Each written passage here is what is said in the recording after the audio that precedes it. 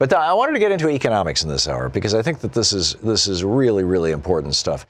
Chuck Collins, who is with the Institute for Policy Studies, he said these families, he's talking about we're not talking about millionaires or multimillionaires. We're not talking about the guy who lives down the street from you or on the edge of your neighborhood in a $1 million or $2 million house. We're talking billionaires here. We're talking people who don't fly in commercial aircraft, who don't drive their own cars, who never go shopping, who have live-in, butlers and staff and everything, who live in a very different world from the rest of us, even a different world from the more affluent among us. And this study, Chuck Collins, who wrote a book with Bill Gates Sr., Bill Gates' dad, about how important it is to have a wealth tax, or an inheritance tax, rather.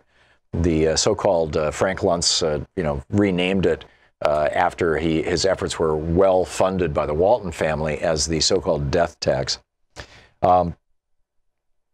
He wrote, these families have used their wealth and power to lobby and rig the rules to expand their wealth and power, which is, by the way, exactly what Vice President Henry Wallace warned us about in that editorial that he wrote, or the op-ed that he wrote for the New York Times back in 1944.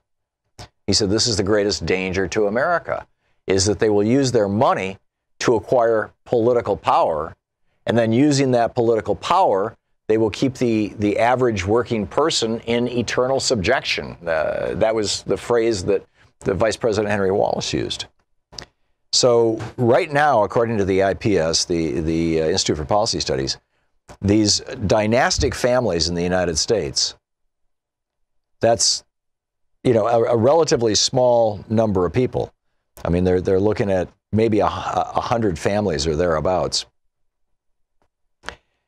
They're talking about the 15 wealthiest families. Well, I'll get to that in a second. That these wealth dynasties, just three wealth dynasties: the Koch family, the Walton family, and the Mars family of the Mars Candy Empire. Those three wealth dynasties own a combined $348 billion in wealth. That's 4 million times the median wealth of the average American family. 4 million times more. I mean, it gets you back to Teddy Kennedy's quote, when does the greed stop? Where does the greed stop?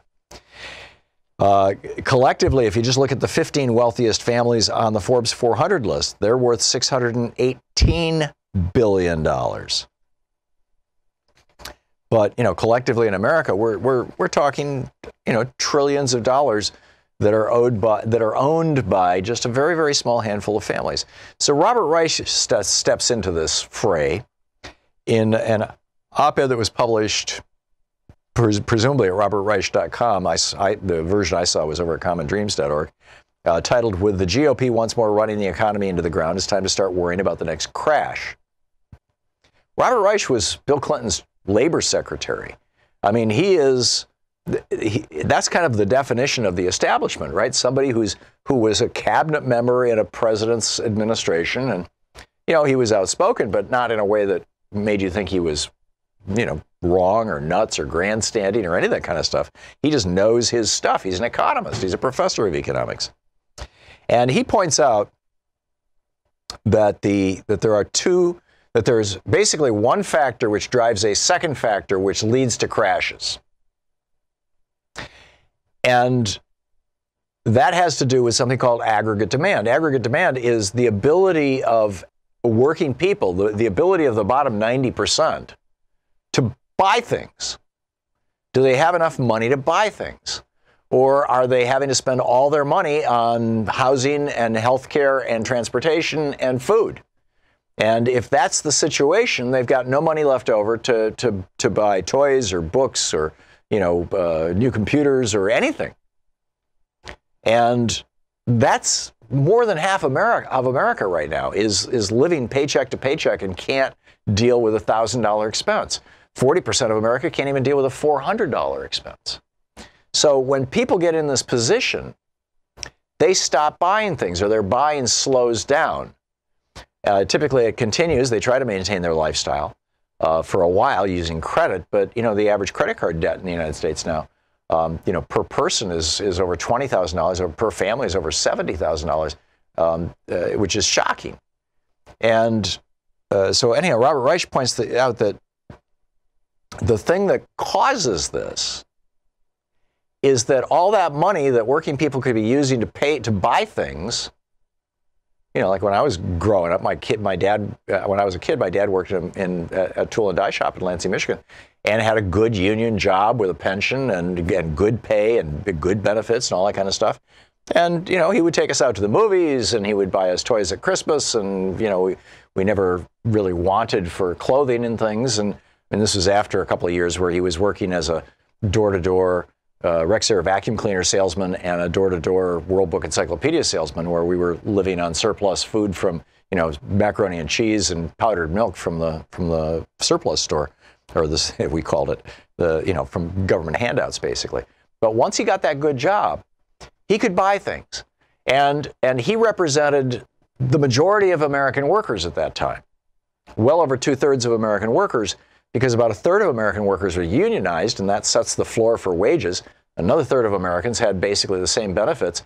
And that giant middle class spent an enormous amount of money, and that's what got the economy as strong as it was when Reagan walked in 1981 and started taking it apart. And now here we are 40 years out, more or less, and we're seeing the fruit of Reagan's efforts. We are still living in an era of Reaganomics. The top tax rate is still below 50%. And corporate taxes, which accounted for fully 1/3 of all government income during the Eisenhower administration, now account for 6% of government income. So, the rich have gotten richer, and it actually, at some level, is a zero-sum game, because they've gotten richer by keeping the poor poorer, by keeping wages down, by being the people who own the health insurance companies and own the pharmaceutical companies and letting those prices rise. So what it comes down to is inequality, the distance between the very, very rich and all the working class people, and the ability of working class people to buy things. And Robert Reich is pointing out that there's a certain kind of tipping point that happens when inequality gets so bad that working people can no longer buy things. And that happened in 1929, and that happened in 2008. And he says, we're back there right now.